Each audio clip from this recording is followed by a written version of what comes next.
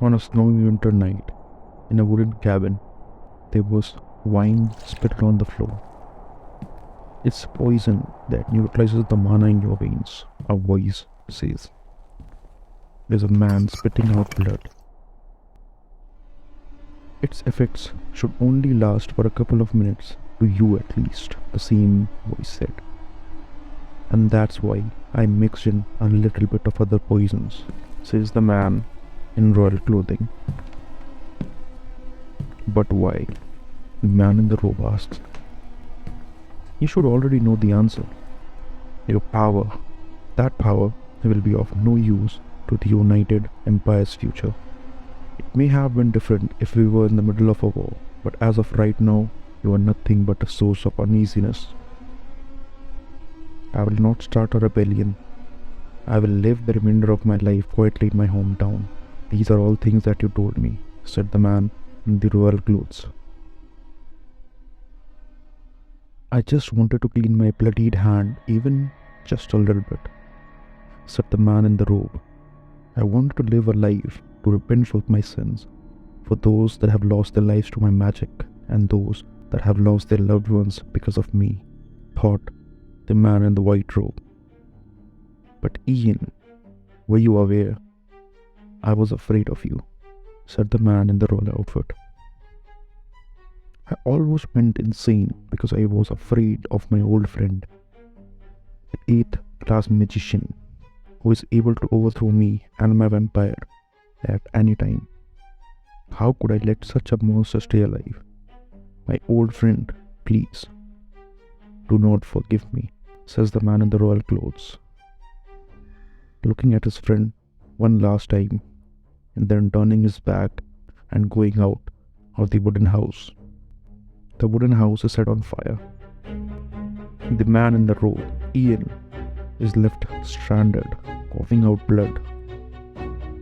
Bastard. I was too careless. However, Ragnar, you were also being careless. Ian has been researching while regretting the life that he has lived up until now. The dagger that has a time magic spell embedded on it. If he stabs his heart with this before the poison corrupts it, he will be able to use magic for one last time. The redemption he wants. He stabs his heart with the magic-laced dagger, coughing out even more blood.